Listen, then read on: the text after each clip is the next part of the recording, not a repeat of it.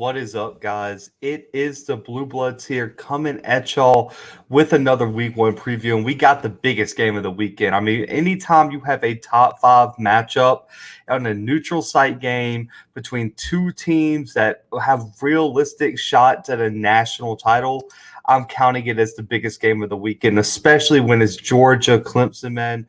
Number 5, Georgia, number 3, Clemson. Charlotte, North Carolina, 6:30 p.m. Central Time on ABC. And as you can tell in the bottom, Clemson, right this second as we're recording, is a 3-point favorite over the Bulldogs, which is not a huge spread, which means that I think many people think this game could go either way. And I was looking at some of the predictions that a lot of experts are making on this game, and it's a toss-up. I think The Athletic, their 4 writers all split it 50-50. CBS had a bunch of people pick Georgia. Some picked Clemson. Greg McElroy on ESPN picked Georgia to pull the upsets. I mean, picks are everywhere. So I'm going to break it down here for you guys at the end. I'm going to give my official prediction. But if you're new here, man, go ahead and hit that subscribe button. Join the Bluebloods, man, and go check out all our other week one previews. I appreciate the support, man. Love to have y'all here as we preview this entire season. So, the storylines are pretty big, I would have to say. You got Clemson, 6 straight ACC championships, looking to extend that this year. And then also they're reloaded and primed for another run. They have to replace Travis Etienne. DJ steps in for Trevor officially. Justin Ross is back. The defense is crazy. Somehow they kept Tony Elliott and Brent Venables, even though they were the top candidates for every head coaching job in the country. And so Clemson's ready, like they're locked and loaded for another big run, especially, with that sour taste in their mouth after what Ohio State did to them in the Sugar Bowl. And on the other side, we have one of the most interesting teams, I think, in 2021 in the Georgia Bulldogs. They come in as one of the hottest teams, a lot of people's dark horse for the championship, due to JT Daniels at quarterback and how well he had this team rolling and how well he was playing late in the season. And for me also, there was like this segment of Georgia fans that, I was listening. I went on like 247 and I was listening to some other Georgia shows. There's really a group of people out there that are questioning whether Kirby Smart's the guy for the job, and keep comparing him to Mark Richt, which I think is the dumbest comparison of all time. Kirby Smart is the guy for Georgia, and I think this year he might show the country, if that team can stay healthy, man. The injury bug bites someone every year, and apparently this year is Georgia. But Kirby Smart has the team to do it this year. I'm excited to see what the Bulldogs pull out this year, and they're motivated and ready to, especially because I know they wish JT Daniels could have started probably the Bama and the Florida game, because those games could have went much differently down the stretch. But let's get right into the keys for Georgia here.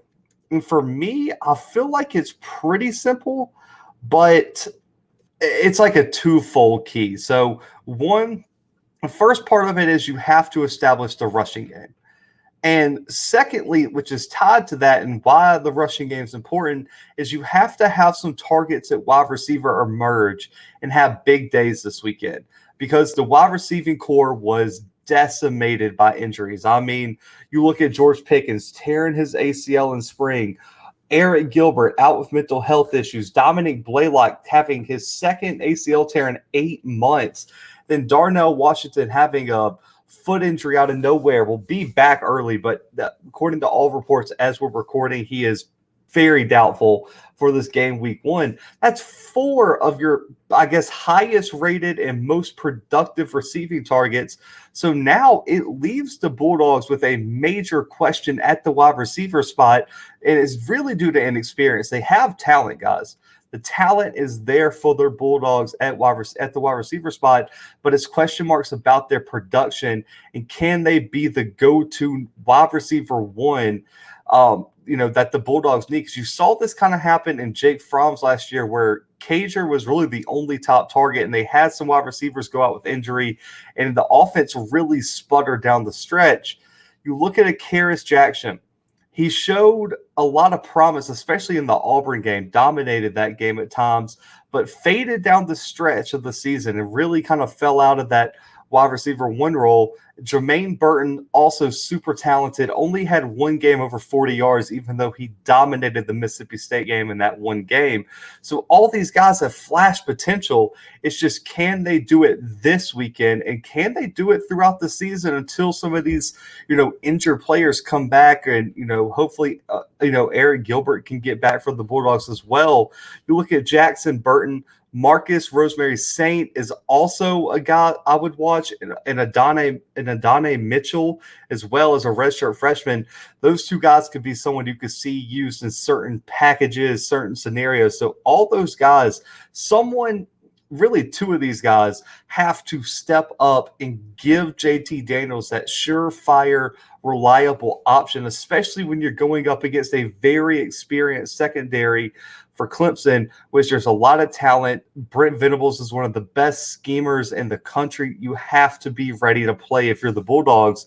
And that's why the key for me is the running game.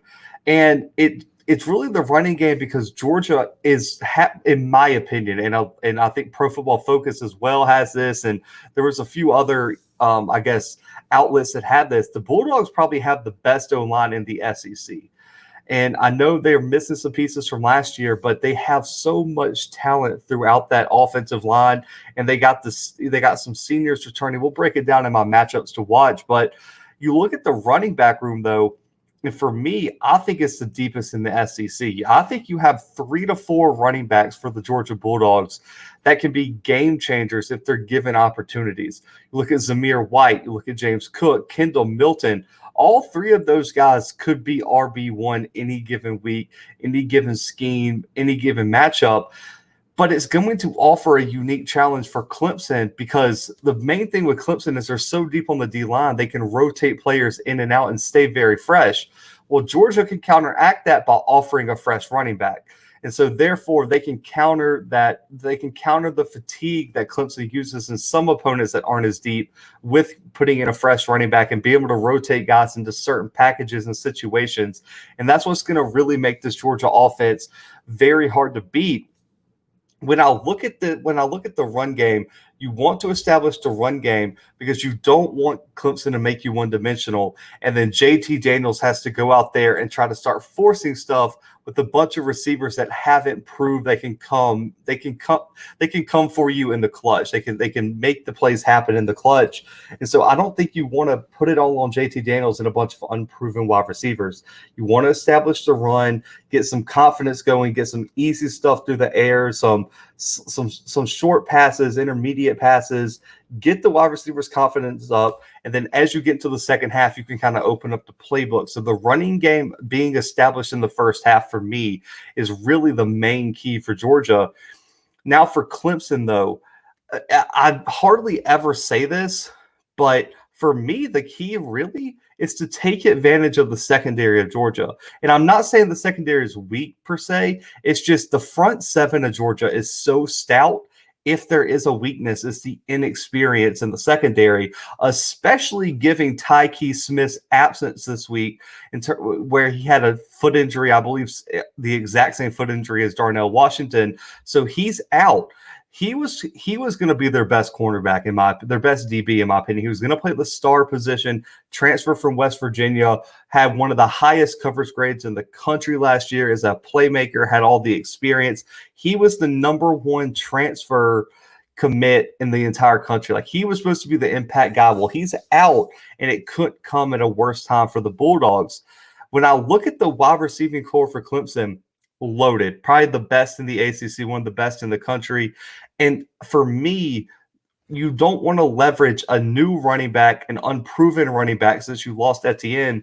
As good as your offensive line is for Clemson, you don't want to put the running back in that scenario, because those Georgia linebackers and defensive linemen are dogs, literally. No pun intended. They are one of the best. They have probably, I would say, maybe the best front seven in the SEC. I mean, that's how good that front seven is. You got Nakobe Dean, Quay Walker, Adam Anderson. All those guys are ballers on the front defensive line. So I don't think you're going to be able to just run as freely as you think. So what you need to do is take your strength, which is wide receiver and quarterback with DJ, and go ahead and try to take the top off this defense. Go ahead and challenge those young, inexperienced corners to go out there and make plays. So, I mean, you look at the wide receiving core, they get Justin Ross back after missing the entire season last year due to injury. Joseph Ngata, Will Sweeney as well. And don't forget these names, Frank Ladson and EJ Williams. Those two guys are going to be factors. I think I like EJ Williams a lot. High school teammates with Justin Ross, so they have that connection going all the way back to high school. And then also Braden Galloway at the tight end spot could be someone to watch as well. And since you got Tyke Smith missing, Latavius Brini is going to step into that star role. Dan Lanning is going to have to figure out something. Dan Lanning and Kirby Smart are going to have to figure out something big here. Lewis Kahn is on the back end of that defense still, but the two impact players in this matchup that's key for Clemson, Keely Ringo and Amir Speed. You know, they were listed as an or at that second corner spot. De'Aaron Kendrick is going to have a chance to get his revenge. He's going to be one of the corner starters for them. But is Ringo or Speed going to establish themselves with that other corner? I would imagine they're going to try to get one of these guys, whoever's the starter, into a bad matchup, spread this defense out, and really test these young, inexperienced corners and see what they have. Amir Speed's not young, but he's inexperienced. He hasn't had a lot of defensive snaps, been mostly a special teams guy, but as we reported in our fall camp update, he has been balling in fall camp, according to everything Dogs 247 has been saying. I would imagine Ringo gets the start. They're going to challenge him. Ringo's a 5-star, highly rated kid. I think Clemson's going to say, well, what do you have early? Are you ready for this moment? And if not, and Amir Speed moves to the slot, I think they can go after him too. So Keely Ringo and Amir Speed are the two X factors in terms of this key matchup here for Clemson. And for me, I think the Tigers have to push the ball down the field and keep the Bulldogs honest, because they're not going to have to load the box to stop the run. But what you need to do is make them drop an extra guy or two back into coverage, because you're beating them deep. You're getting good intermediate routes. You're just kind of dinking and ducking them down the field. And what that's going to do is free the box to maybe bust a few runs late in the game. You're going to have to run the ball. But with inexperience and unproven people at running back, I think the Tigers have to establish the passing game to open up the running game, which is backwards for most matchups. But given the one weakness on this Georgia team is possibly the secondary on defense, you have to take advantage of with this amazing wide receiving core you have in DJ, who proved last year he can go out there and throw the ball all over the yard if needed. You have to utilize your advantage, let your playmakers go make plays and try to play to your strengths. And that is why I would say the passing game to take advantage of the secondary is a huge key for Clemson in this game. And for my matchup to watch, I would say it's the Georgia offensive line versus the Clemson D-line. The goal for Georgia is to establish the running game, like I said. And against Clemson, it's going to be very, very tough. When you look at the front seven for Clemson, I think it probably is the best in the country. And to be tasked with stopping a power run game, which we see with some of these backs that Georgia has, they better bring their lunch pails. Brian Barisi, Miles Murphy, Xavier Thomas, KJ Henry, Tyler Davis, who may be out with COVID. We don't know yet. As I'm recording, I didn't get the results, but there's a rumor that he could miss this weekend with COVID. So that's a storyline to watch. But all those guys can be impact players on the defensive front for the Tigers. But at linebacker, James Skakowski and you also got Trenton Simpson there. You got some ballers on that second level of the defense. Trenton Simpson, just like Keely Ringo and Amir Speed were my X factors for Georgia. I think Trenton Simpson is the X factor for Clemson. I think he can. He's fast enough. He's fast enough and athletic enough to kind of step into the role Mike Jones Jr. left. And also, he's stout in the run game. He's so fast that he can chase down these running backs and make plays. Remember, he was a two-way player coming out of North Carolina, which he was a highly recruited running back as well. Trenton Simpson is the real deal, and I think he's really the key right now for Clemson stopping this Georgia run game. And with Georgia's offensive line, I already mentioned they were ranked number one by a lot of people. You look at Jamari Sawyer and Justin Schaefer are the two senior leaders. But the two X factors on this O-line in terms of this matchup to watch are Cedric Van Pran and Tate Ratledge. Those two guys are redshirt freshmen, really making their first appearance on this offensive line as full-time starters. They're going to have that Brian Barisi matchup, that Tyler Davis matchup potentially. You got to prove that all those recruiting rankings are right. You got to prove you're ready for this moment, because if you allow this Clemson defensive line, one, to stop the run, and two, all those guys are also pass rushers, get into JT Daniels' face, it could be a long day for this Georgia offense. So they have to be stout, and those are my two guys. And for me, looking at this matchup, the team who wins the line of scrimmage in this game is going to have a huge advantage. It's the strength of a team versus the strength of a team. I think you're going to see some NFL matchups when you look at this matchup to watch, and I think it's really going to go a long way in determining who actually wins this game in Charlotte this weekend. So for my official prediction, man, I don't predict pushes much in terms of spread, but I really think it's going to be a close game. I can absolutely see this going anyway, and I'm going to have full transparency here. I think I said it on one of our previews going into the season. If Georgia was healthy, if you get Tyke Smith, George Pickens, Eric Gilbert, you get Darnell Washington, you get all those guys back, I was going to pick Georgia. Absolutely. I think Georgia will win if they're fully healthy. I think the losses of Tyke Smith for one, George Pickens and Darnell Washington, they are too much to overcome in the long run. I think Georgia still makes this competitive. I can see this being a game-winning field goal situation or a last-second drive situation. This game is not going to be a blowout either way. I'd be shocked if I ever saw this game over 7 points toward the end of the game. I have Clemson pulling out a low-scoring battle, 23-20. I have Clemson 23-20. I think it's going to be a low-scoring game. I know some people are predicting like a shootout. I think these defenses are too good. I think Kirby Smart versus Brent Venables is going to be such a great coaching matchup to watch. You got DJ, who's still young, only 2 games under his belt. And you have a Georgia offense that has a lot of holes at wide receiver. I just can't see how this gets into a shootout with how strong these defensive fronts are. Both teams are going to struggle to run the ball because of how good the front sevens are.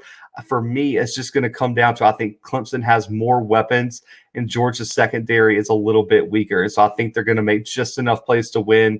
Clemson 23, Georgia 20. Guys, I appreciate y'all tuning in. Comment below your score prediction, your thoughts on the game. Give this video a thumbs up, man. I appreciate all the support, and also subscribe if you're new, man. We'd love to have you stick around for the entire season and all season. Got some big things coming. But guys, make sure to check out all our week 1 previews on a playlist on our channel. And we got more previews coming tomorrow and great weekend content. And I can't wait to get into some content we got coming next week. But guys, for the Blue Bloods, we are out right now.